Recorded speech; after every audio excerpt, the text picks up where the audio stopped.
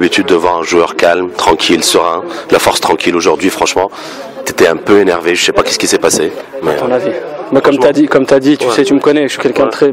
Dès que ça reste dans le contexte du football, un coup, tout ce que tu veux, je suis le premier à en donner, je suis le premier à en recevoir, j'ai aucun problème avec ça. Mais à partir du moment où ça sort du contexte du football, c'est-à-dire se faire insulter, à la rigueur, se faire cracher dessus, ça commence à être un peu trop. Comme j'ai dit, c'est le football, on véhicule une image et je pense pas que ça soit l'image qu'on veut montrer aux Tunisiens. Il y a des joueurs qui se permettent d'insulter des joueurs, il y a des joueurs qui se permettent de huer le public. Si les décisions elles sont prises, il n'y a aucun problème. Mais il faut que ça soit pris pour tout le monde. Moi j'ai mes enfants qui regardent la télé, j'ai ma famille, tout ça et tout. Et quand il y a des mots en trop, c'est-à-dire Clem Zaid, pour des enfants, en plus dans les stades vides et tout, ça s'entend. Et c'est pas des choses à voir sur un terrain de football. J'espère que la commission, ils vont prendre leurs décisions par rapport à ça. Là, tu fais allusion à la petite phrase qui est sortie de Cheikh El Bargaoui, c'est ça? Tu penses que c'est juste une phrase qui m'a mis hors de moi? Si c'était juste une phrase, j'en ferais pas attention. Mais ce crétin, c'est pas la première fois qu'il le fait.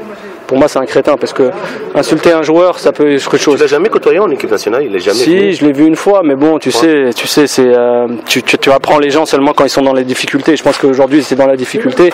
Et je sais pas si c'est, je sais pas. Ça devient banal dans les stades tunisiens. Et ça, c'est pas normal. Ouais. Moi, je suis d'accord que c'est arrivé avec des gens qui jouent avec toi. Samah, il a été expulsé pour ça et pris beaucoup de matchs. Moi, je suis d'accord pour ça, pour que le football il soit propre en Tunisie. Il faut militer pour cette image. Il faut aussi militer pour que les supporters y viennent. Quand tu as quelqu'un qui se met devant les supporters, comme il l'a fait encore le numéro 30 aujourd'hui, et insulter les supporters ou leur faire des gestes un peu improbables et tout, ça se fait pas pour les supporters parce que nous, ça enflamme un public qui est déjà assez chaud, qui a envie de regarder du football. Et en plus de ça, c'est pas une image qu'on doit montrer à nos enfants. Moi, je suis père de famille, je veux pas que mes enfants ils voient ça dans un stade ou quoi que ce soit.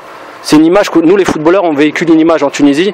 On est beaucoup regardé et on doit montrer une bonne image. Est-ce que tu appréhendes l'avenir du foot tunisien avec cette ambiance-là Bien sûr, parce que le football tunisien, il va dans un mur, c'est à partir du moment où les joueurs ne montrent pas le bon exemple. Après, ça passe par les joueurs. Et le pire dans tout ça, c'est que le mercredi, il y a le grand classico. Oui, mais bon, après, comme je t'ai dit, on est des personnes intelligentes. Heureusement, dans le football, il y a des gens intelligents qui sont là pour calmer.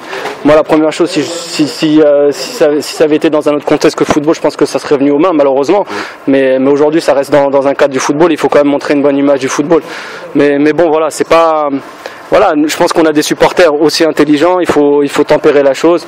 Et s'il y a des choses qui doivent être prises, c'est pas à nous de les prendre, c'est aux instances, c'est tout. Merci, Rossi.